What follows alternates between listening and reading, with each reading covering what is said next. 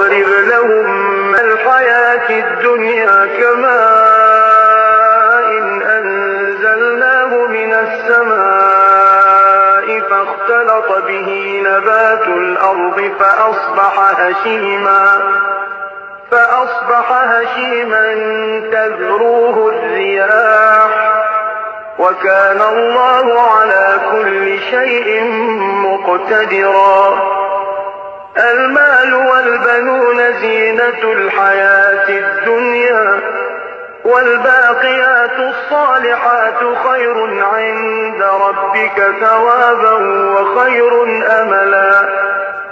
ويوم نسير الجبال وترى الأرض بارزة وحشرناهم فلم نغادر منهم أحدا وعرضوا على ربك صفا لقد جئتمونا كما خلقناكم أول مرة